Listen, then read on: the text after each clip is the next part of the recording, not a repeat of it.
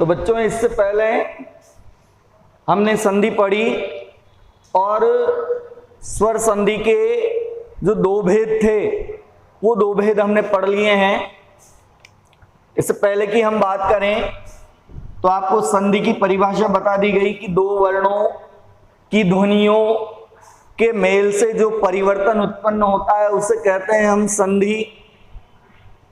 संधि के भेद आपको बताएं कि संधि जो है हमारे एक तो होती है स्वर संधि, एक है आपके व्यंजन संधि और एक है आपके विसर्ग संधि। ये तीन प्रकार की संधियां हम पढ़ेंगे, जिसमें नंबर एक स्वर संधि हम पढ़ रहे हैं। स्वर संधि की परिभाषा आपको बता दी गई कि दो स्वरों के मेल से उत्पन्न विकार को हम स्वर संधि कहते हैं। और इस स्वर संधि के अंतर्गत हमने देखा दीर्घ स्वर संधि, दीर्घ के बाद गुण स्वर संधि, गुण के बाद वृद्धि स्वर संधि, वृद्धि स्वर संधि के बाद अयादि, यण। ये पांच भेद जो हैं, ये पांच भेद हम पढ़ेंगे और इसके अन्य रूप हिंदी में स्वर संधि के जो अन्य रूप हैं उनको हम छठे नंबर पे पढ़ेंगे। तो इन स्वर संधि के अंतर्गत ये जो दोनों भेद हैं दीर्घ स्वर और गुण स्वर, ये दीर्घ और गुण स्वर आपको बता दिए गए हैं। ये दोनों संधि आपने पढ़ ली है। दीर्घ स्वर के अंतर्गत आपको बताया कि समान स्वर या अ के बाद आ आए या अ के बाद अ आए तो आ हो जाता है, बड़ी ई हो जाती है, छोटी या बड़ी ई मिलकर। ठीक इसी प्रकार ऊ की कंडीशन बताई आपको कि छोटा ऊ बड़ा ऊ मिलकर बड़ा ऊ हो जाता है। तो ये दीर्घ स्वर जो है ये पढ़ चुके हैं हम। गुण स्वर भी हम पढ़ चुके हैं। यहां पर भी आपको बताया था कि अ या आ के बाद छोटी या बड़ी आएगी तो आपका ए हो जाएगा। उसी प्रकार अ या आ के बाद अगर आपका छोटा ऊ या बड़ा ऊ आएगा तो आपके ओ हो जाएगा। ये चीज भी आपको बता दी। अलग अलग उदाहरण भी आपको दे दिए कि अ के बाद छोटी ई भी आ सकती है, अ के बाद बड़ी ई भी आ सकती है, या आ के बाद छोटी ई या बड़ी ई आ सकती है, लेकिन वो ए ही बनेगा। जैसे हम बात करें एक और उदाहरण की, यहां हमने लिखा ये महा प्लस ईश्वर। तो ये बता दिया आपको कि प्रथम शब्द का अंतिम जो स्वर आ रहा है वो है आपके आ। ह में हलंत लगते ही आ निकलेगा आ। इसके बाद आपके स्वर आ रहा है ये ई, बड़ी ई। तो आ के बाद जब बड़ी आ जाएगी तो ये बन गया आपका ये ए। और अब ये ए यहां से आ निकल गया, ये ई निकल गई तो ये शब्द बन गया। ये हाँ में से आ निकाल दिया है, ये ए है तो ये ए इस पे लग जाएगा और शब्द बन गया आपका ये महेश्वर। यानी आ और ई मिलकर ए बन गए हैं। तो यहां पर बात करें हम तो ये जो संधि हुई है ये हमारी संधि हो गई है गुण स्वर संधि। अब इसके बाद तीसरे नंबर पर जो हम संधि पढ़ेंगे वो है आपके वृद्धि स्वर संधि। और इस वृद्धि स्वर संधि के अंतर्गत देखिए आप अ या आ के बाद ठीक इसी प्रकार के सूत्र वृद्धि स्वर, एक मात्रा की वृद्धि हो जाएगी। वृद्धि स्वर के अंतर्गत ये अ या आ के बाद यदि ए या अय आता है तो इसका अय हो जाएगा। ये अय है हमारा, इसकी दो मात्राएं लगती है। ठीक उसी प्रकार अ या आ के बाद यदि आपके ये ओ या औ ये आते हैं तो ये आपका औ हो जाएगा। तो जिस प्रकार गुण स्वर संधि में हमने दो प्रकार पढ़े थे कि अ आ के बाद छोटी या बड़ी आई, अ आ के बाद छोटा ऊ या बड़ा ऊ आया। ठीक उसी प्रकार अ या आ के बाद ए या अ आएगा तो ए या अ आते ही अ हो जाएगा, और अ या आ के बाद ओ या औ आएगा तो उसका औ हो जाएगा। तो हमारे पास जो पहला है इसको हम फिर से चार भागों में विभाजित करेंगे कि पहला शब्द जो है उसका अंतिम स्वर आपके अ हो सकता है, और दूसरे शब्द का प्रथम स्वर आपके ए भी हो सकता है। आगे अ और पीछे ए भी हो सकता है, आगे आ और पीछे ए भी हो सकता है, आगे आ और पीछे ए भी हो सकता है। ये इस तरह से, और ये बनेंगे आपके अय। देखिए कैसे, जैसे हमने एक उदाहरण लिया, यहां पे हमने लिखा ये सदा प्लस एव। जब हम इसका संधि विच्छेद, ये संधि विच्छेद हो गया, यहां पर देखेंगे आप ये आ रहा है, ये ए है आपका, तो ये जो शब्द बनेगा आपका ये बन गया सदैव। तो यहां पर सदैव शब्द की बात करें तो इसमें है आपके संधि वृद्धि स्वर संधि। इसके अतिरिक्त और देखिए आप उदाहरण,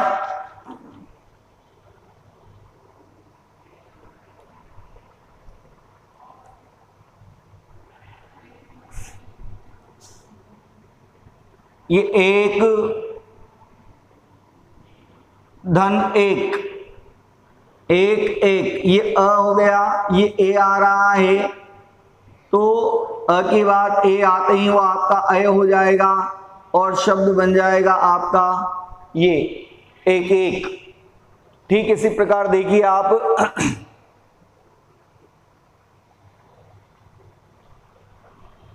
शब्द लिखा हमने ये महा धन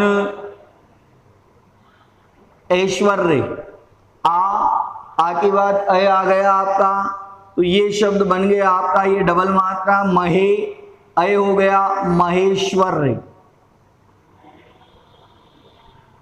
तो ये जो संधि है आपके, ये संधि है आपके वृद्धि स्वर संधि कि अ या आ के बाद ए या अय आए तो अय हो जाएगा, तो अ या आ के बाद ए या अ में से कुछ भी आए ए हो जाएगा। जैसे आ के बाद ए आया यहां पर, यहां अ के बाद ए आया, यहां आ के बाद अ आया। ठीक उसी प्रकार अब दूसरा शब्द देखिए आप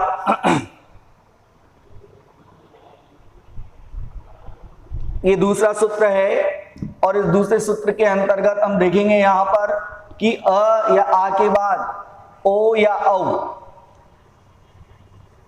आने पर अ हो जाता है। जैसे अ के बाद आपके ओ आए, या अ के बाद आपका औ आए, आ के बाद आपका ओ आए, या आ के बाद आपका औ आए।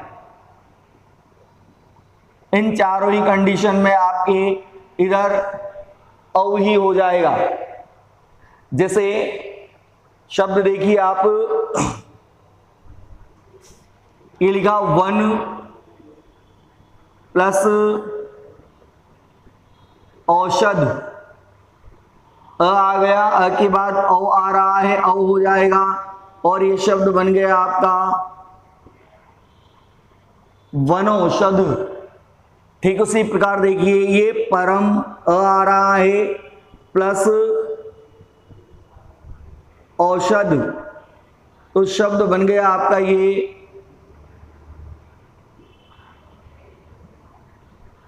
परमौषध। ठीक उसी प्रकार देखिए यहां लिखा हमने महा धन, ये औज, शब्द बन गया आपके महौज। तो इस प्रकार अ या आ के बाद ओ या औ आएगा तो उसका औ हो जाएगा। ये हुई आपकी दीर्घ स्वर संधि, ये हुई आपकी वृद्धि स्वर संधि। तो संधि के अंतर्गत नंबर एक दीर्घ स्वर पढ़ लिया आपने, दीर्घ के बाद गुण पढ़ लिया, आ के बाद छोटी या बड़ी आने से ए हो जाएगा। आ के बाद छोटा ऊ या बड़ा ऊ आने से वहां ओ हो जाता है। वृद्धि के अंतर्गत आ के बाद ए या अ आएगा, अ हो जाएगा, और ओ या औ आएगा तो औ हो जाएगा। अब अगले नंबर पर हम पढ़ते हैं यण स्वर संधि।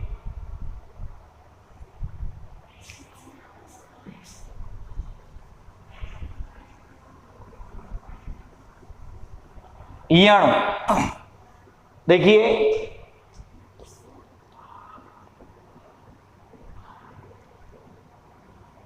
यण स्वर संधि के अंतर्गत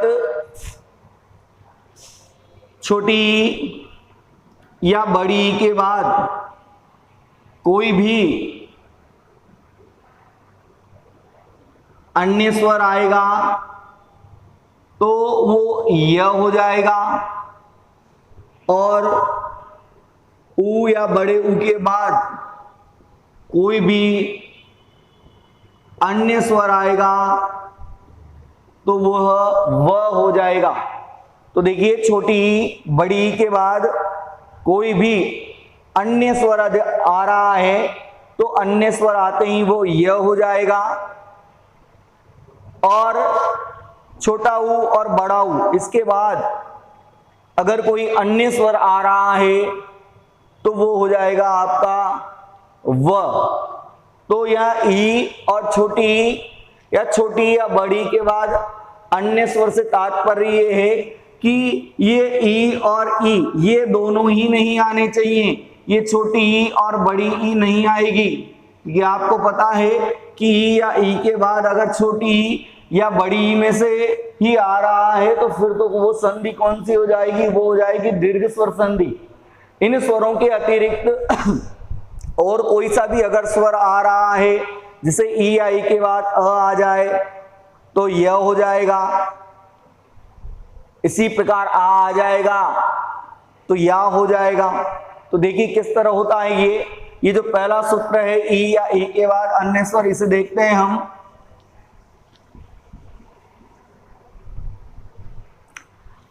वही छोटी ई या बड़ी, इसके बाद अगर आपका अ आ रहा है तो वो य हो जाएगा।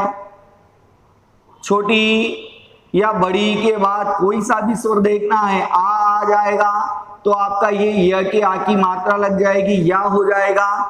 ठीक उसी प्रकार छोटी या बड़ी के बाद अगर आपका छोटा ऊ आ रहा है तो ये य में छोटा ऊ लग जाएगा। ठीक उसी प्रकार छोटी या बड़ी के बाद अगर आपका बड़ा ऊ आ रहा है तो य में बड़ा ऊ लग जाएगा। इसी प्रकार और स्वर भी लगातार चलते रहेंगे। जैसे उदाहरण की बात करें हम, यहां पर एक उदाहरण दिया, ये लिखा अभी प्लस अर्थी। तो यहां देखिए आप, ये ई आ रहा है और ई के बाद आपका अ आ गया है, अन्य स्वर आ गया है। तो यहां पर जब हम शब्द को देखते हैं अ, इस भ के जैसे ही हमने हलंत लगाया तो देखिए आप क्या निकल रहा है, छोटा ही निकल गया। दूसरा शब्द का प्रथम स्वर है आपके अ, तो यहां पर देखिए ई के बाद अ आ गया, तो ई के बाद जो ये आ गया तो ये आपकी संधि हो गई और ये बन गया आपका य। उसी प्रकार देखिए आप, जब इस शब्द को हम जोड़ेंगे तो ये ई और अ, यहीं से तोड़ा है हमने, ई और अ मिलकर य बन गया। आगे देख रहे हैं आप, आधा भ आपके है, हलंत लगा हुआ है, कोई स्वर नहीं है, ये अ वैसा का वैसा रख दिया और थ में री की मात्रा लगी हुई है, ये शब्द बन गया आपका अभ्यर्थी। तो स्वर दिखाया हमने कि ई के बाद अ आ गया, अभी प्लस अर्थी। शब्द को तोड़ा तो पता लगा कि ई के बाद अ आ रहा है, तो ई के बाद अ आने से आपका बन गया है वो य। ठीक उसी प्रकार देखिए अगला शब्द देखेंगे हम, जैसे शब्द लिखा गया ये नी आय। तो देखिए आप, ये न में छोटी की मात्रा लग रही है, तो ये छोटी की मात्रा यहां से जैसे ही निकलेगी ये आधा रह गया है, छोटी ई की मात्रा आ के साथ मिलते ही वो य बन गया, ये की आ की मात्रा लग गई, आ का या बन गया और ये शब्द बन गया आपका न्याय। ठीक इसी प्रकार अन्य शब्द भी हैं, ये ऊ के उदाहरण भी हैं, जैसे प्रति, धन, उपकार। तो देखिए आप, ये ई और ये ऊ, ई के बाद छोटा ऊ आ रहा है तो ये आपका यू बन गया है। आधा त, क्योंकि ई निकल चुका है, आधा त ये प्र वैसा का वैसा रह जाएगा और ये ऊ आपको पता है ई में मिलकर यू में बदल गया, पकार बचा, ये पकार लिख दिया आपने और शब्द बन गया आपका प्रत्युपकार। तो ठीक इसी प्रकार ई या ई के बाद और अन्य भी वर्ण जैसे और अन्य स्वर जैसे आएंगे कि ई या बड़ी ई के बाद आपका ये ए आएगा तो वो ए हो जाएगा, वो अय आएगा तो ये अय हो जाएगा, डबल मात्राएं लग जाएगी। तो इस प्रकार ध्यान रखना है, ई या ई के बाद कोई अन्य स्वर जब आता है तो अन्य स्वर आते ही वो य हो जाता है, और अगर ऊ या ऊ के बाद आपके अन्य स्वर आता है तो वो हो जाता है ऊ। जैसे अभी बात करें हम, यहां संधि विच्छेद है, ये नारी प्लस उचित, ये एक शब्द है। अब इसका जैसे ही हम संधि विच्छेद हो चुका है, अब देखिए आप कैसे हुआ, ये ई के बाद ऊ आ रहा है तो ये तो हो गया आपका यू, ये चित वैसा का वैसा ही आएगा क्योंकि आपकी संधि हो चुकी है, और ये ना और र के लग जाएगा आपका हलन ये। लेकिन हिंदी में आगे स्वतंत्र रूप से आधा र रहता नहीं है, ये पास वाले वर्ण पर चढ़ जाता है, ये नार्यु और ये शब्द हो जाएगा चित, नार्युचित। तो इस प्रकार ये है आपके यण स्वर संधि। अब यण स्वर संधि के अंतर्गत अन्य रूप जो हम देखते हैं वो यही है कि ई वाला आपने पढ़ लिया, अगला है ऊ या ऊ के बाद अन्य स्वर। अन्य स्वर से तात्पर्य यही है कि ऊ या ऊ के बाद आपका ऊ या ऊ ही नहीं आना चाहिए, क्योंकि अगर ऐसा हुआ तो वहां पर तो हम पढ़ चुके हैं वो दीर्घ स्वर संधि हो जाती है। ये छोटा ऊ या बड़ा ऊ, इसके बाद कोई भी अन्य स्वर आ रहा है तो अन्य स्वर आते ही वो हो जाएगा आपका व। जैसे अभी बताया आपको, ऊ या बड़ा ऊ के बाद अगर आएगा तो व हो जाएगा, आएगा तो वाह हो जाएगा, छोटी ई आएगी तो ये व में छोटी ई लग जाएगी, बड़ी आएगी तो ये व में बड़ी की मात्रा लग जाएगी, ये ए आएगा तो ये वे हो जाएगा, ये अय आएगा तो ये वय हो जाएगा। इस प्रकार ये आगे बढ़ता है। जैसे ये अनु, धन, अय, ये जो शब्द संधि विच्छेद जो किया गया है तो ये ऊ है आपका। ऊ के बाद आप देख रहे हैं कि अन्य स्वर आ गया है, आ गया है, तो ऊ के बाद आने से ये बन गया आपका व। आगे जो है वो आपका आधा वर्ण रह जाएगा, ना में से ऊ निकल चुका है, इधर आ गया है और इधर य आ गया है, शब्द बन गया आपका अन्वय। और इससे पहले भी आपको बताया था कि ई वाली जो सीरीज चलती है तो य कोई भी शब्द हो उस शब्द में आपको ये देखना है कि य और व इन दोनों के आगे अगर कोई आधा वर्ण आ रहा है, तो आप उसका संधि विच्छेद जो करने का प्रयास करें वो यण स्वर संधि के आधार पर करें, क्योंकि य के आगे अगर आधा वर्ण है तो ई से आप संधि विच्छेद करें, व के आगे कोई आधा वर्ण अगर आ रहा है तो आप उसे संधि विच्छेद करने का प्रयास करें। जैसे हम बात करें कि यहां पर एक शब्द लिखा मैंने, ये वधुवागमन।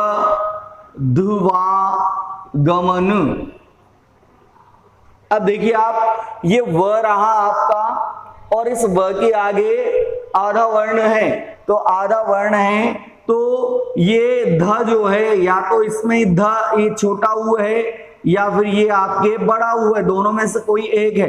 अब शुद्धिकरण का भी आपको ध्यान रखना है कि वधु में छोटा ऊ नहीं लगता, बड़ा ऊ लगता है, तो ये हो गया वधु। अब दूसरा भाग वा है, तो इसका मतलब यहां पर जो स्वर है वो आपके आ है, तो आगमन, ये हो गया इसका संधि विच्छेद। चेक करने के लिए हम देखेंगे कि ये ऊ और ऊ के बाद आ आते ही वो हो जाता है आपका या, इधर ऊ निकलते ही ये रह गया आपका आधा ध, ये हो गया व, और ये शब्द हो गया गमन, तो शब्द बन गया आपके वध्वा। आ है, ये ऊ के बाद है आ, तो ये हो गया वा, तो ये शब्द बन गया आपका वध्वागमन। तो य और व के आगे अगर आधा वर्ण आ रहा है तो उसकी कोशिश या संधि विच्छेद करने का जो हम प्रयास करें वो यण के आधार पर करें। और शब्द देखिए आप, शब्द लिखा जैसे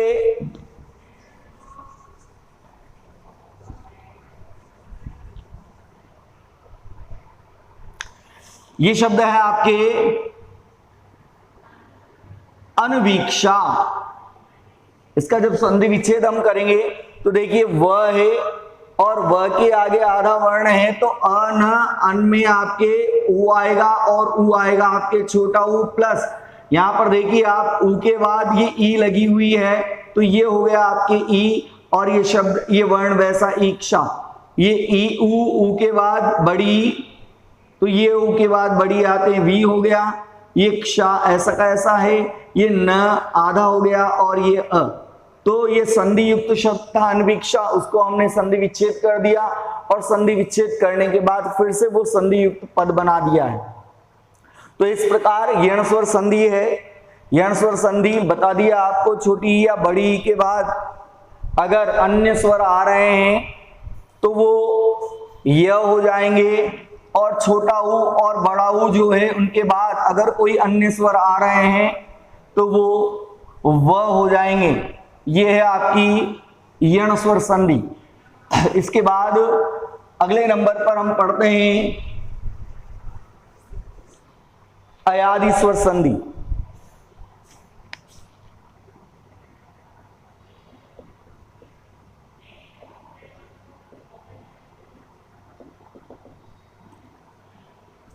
इस अयादि स्वर संधि के अंतर्गत आपको ये ध्यान रखना है, इसमें अय, आय, औ, आओ ये ध्वनियां जो है प्रमुख रूप से काम करती है। अगर आपको ये ध्वनियां बीच में आ रही है तो किस प्रकार संधि विच्छेद करना है उसे समझिए आप। इसमें ए, अय, ओ, औ के बाद कोई स्वर आए तो वो अय, आय, औ, आओ हो जाता है। जैसे देखिए आप, आपको ये ध्यान रखना है, ये अय, आए, औ, आओ, अगर ये आ रहे हैं आपके शब्द उसके अंतर्गत, उसमें ध्वनि ये आ रही है, तो अय का जब संधि विच्छेद करेंगे ए से, आय का करेंगे अय से, औ का करेंगे ओ से, और आओ का संधि विच्छेद करेंगे हम औ से। ये चारों ध्वनियां और क्रमशः ये चारों के चारों स्वर आपको क्रमशः ध्यान रखने हैं। अय, आए, औ, आओ, अय आएगा तो ऐसे संधि विच्छेद करेंगे जिसकी मात्रा एक लगेगी। आय अगर आ रहा है तो अय से उसका संधि विच्छेद करेंगे जिसकी दो मात्राएं लगेगी। औ अगर आ रहा है तो संधि विच्छेद करेंगे औ से, और आओ आ रहा है तो औ से आप संधि विच्छेद करेंगे। देखिए कैसे करेंगे उसे समझिए आप। जैसे यहां पर हमने एक शब्द लिखा ये पवन, अब इस पवन को जब हम तोड़ेंगे इस शब्द को तो आपको स्पष्ट पता है कि प के जैसे ही हलंत लगेगा वैसे ही आपके अ निकलेगा। आगे जब हम चलें व के हलंत लगेगा तो वैसे ही अ निकलेगा, और न के भी हलंत लगेगा तो आपका अ ही निकलेगा। तो ये जो शब्द लिखा हुआ है ये है आपके पवन। अब यहां पर देखिए आप, अय, आय, औ, आओ ये चारों ध्वनियां आपको बता दी गई है। अब आप देखेंगे यहां पर कि ये औ आपका आ रहा है औ, तो ये औ आ रहा है तो इस औ को आपको ओ में बदल देना है। तो ये औ आपका बदल गया ओ में, ये ओ। वापस शब्द को जब हम जोड़ेंगे तो ये प में हलंत लग गया, ये हो गया ओ। अब ये जहां पर हमने जोड़ा है ये संधि का एक पार्ट बन गया है, आपके प के हलंत है, इधर स्वर है आपका, तो ये हो गया आपका पो प्लस। अब इसको वैसे के वैसे जोड़ दीजिए, आगे अ है आपके और इस न में ये स्वर आएगा, तो ये बन गया आपका ओ प्लस अन पवन।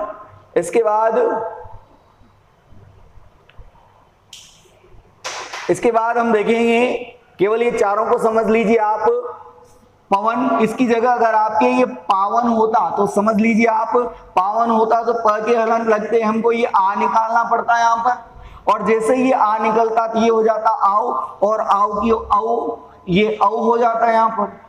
तो अगर पावन का संधि विच्छेद हम करते तो ये हो जाता पौ प्लस अन। ठीक उसी प्रकार अन्य देखिए आप, जैसे नयन आ गया आपके ये शब्द, अब आपको जैसे ही यह आ रहा है, आप देख रहे हैं आधा वर्ण नहीं, अगर यह के आगे आधा वर्ण आ जाता तो हम यण से तोड़ने का प्रयास करते। यह आ रहा है, आगे अ आपको दिख रहा है, न में हलंत लगते ही आपका अ निकलेगा, प्लस य में जैसे ही आपके हलंत लगेगा उसमें से भी अ निकलेगा, न में हलंत लगेगा तो भी अ निकलेगा। अब देखिए अ के बाद यह आ रहा है, अ हो गया, ये ए हो गया है आपका, ये ए। तो जैसा आपको बताया न आधा है, ये ए इसमें प्रवेश करेगा, संधि विच्छेद का एक भाग ये बन गया, न में ये एक ही मात्रा लग जाएगी ने, प्लस यहां तक का हो गया अ न अ, तो ये अ स्वतंत्र रूप से आएगा और इस न में ये अ स्वर प्रवेश कर जाएगा और ये बन गया आपके नयन। तो ये इस प्रकार अयादि स्वर संधि है, और भी शब्द हैं इसके अंतर्गत। अब इसके बाद जब अगली क्लास में हम मिलेंगे तो आपको ये स्वर संधि जितनी भी है, इस स्वर संधि के कुछ एक उदाहरण दिए जाएंगे, उन उदाहरणों को यहाँ पर बोर्ड पे हम कंप्लीट करेंगे। और उसके बाद व्यंजन और विसर्ग संधि जब हम पढ़ेंगे तो व्यंजन और विसर्ग संधि पढ़ेंगे अब हम अगली कक्षा में। ठीक है।